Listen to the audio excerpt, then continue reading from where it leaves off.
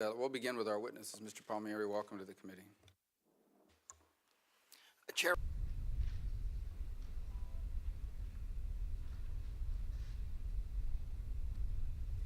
As soon as we identified a pattern connecting these unusual events with certain health system symptoms, U.S. officials approached the Cuban government in mid-February to demand it meet its obligations under the Vienna Convention to protect our personnel.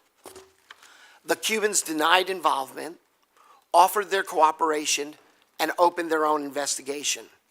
Since then, we have engaged the Cubans more than 20 times, from the working level to the highest level of the Cuban government, both here in Washington and in Havana. Troubling. I will have a number of questions later, but let me start by saying the stories we heard are shocking. After further investigative attempts and expert analysis failed to identify the cause or perpetrator, the Federal Bureau of Investigation opened a case in early May.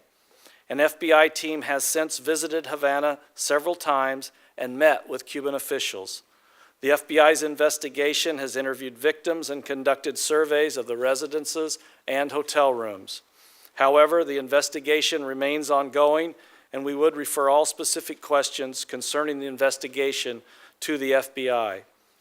In clusters, but starting in late March. While the descriptions of the auditory sensations have varied, all medically confirmed cases have described some combination of the following symptoms, beginning within minutes to hours of their exposure of the event: sharp, localized ear pain, dull unilateral headache, tinnitus or ringing in one ear, vertigo, visual focusing issues, disorientation, nausea, and extreme fatigue. In many of the patients, the acute symptoms seem to resolve within days to weeks, but other health issues emerged that were more persistent.